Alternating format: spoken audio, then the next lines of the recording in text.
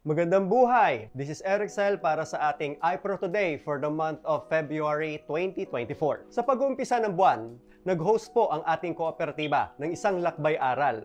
At ang naging bisita po natin ay ang Geras Savings and Credit Cooperative na galing pa ng Baguio City.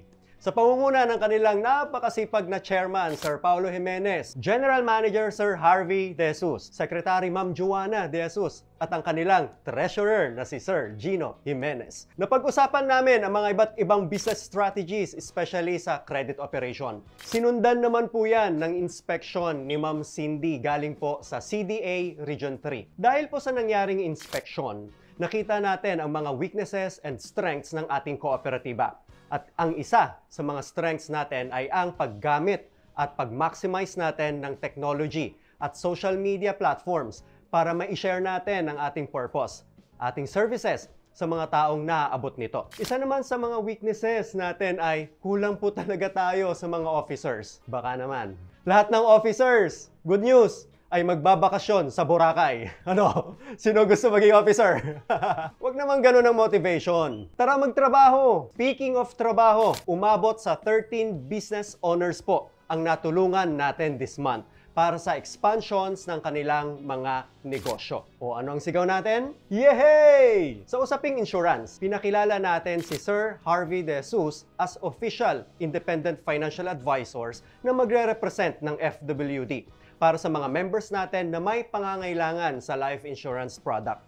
Hanapin nyo lang po ang kanyang FB account at sabihin nyo, member kayo ng iPro Co-op para sa discount. Hindi, joke lang po yun. Bawal pang discount. Rebating po ang tawag doon. Also, nagkaroon din po tayo ng special meeting para pag-usapan ang pag-avail natin ng medical insurance para sa mga members, officers, at staffs ng ating kooperatiba. Pinababatid po namin sa inyo ang napakagandang balita. Isang regular member po natin, huwag na daw natin banggitan ng pangalan, ang nag-donate ng halaga para mabigyan ng medical insurance ang 3 staffs po natin sa credit team. Salamat po ng marami sa iyo, sir. Oh, alam na, lalaki.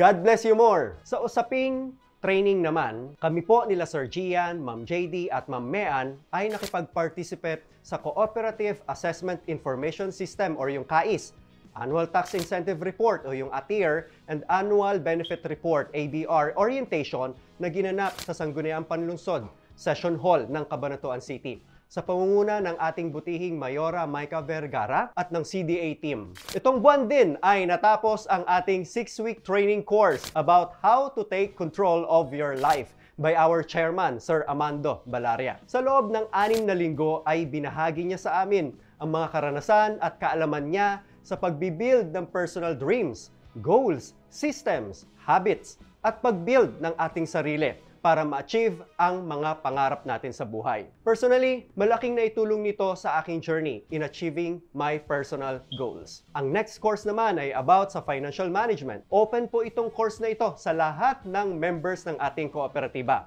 Samantalin po natin habang libre pa. Para naman sa mga hindi pa member, pwede po silang mag-inquire sa ating FB page kung paano sila mag-a-avail ng ating course. So ayan po ang ating iPro Today for the month of February 2024. Once again, this is Eric Sel. See you next month. Magandang buhay!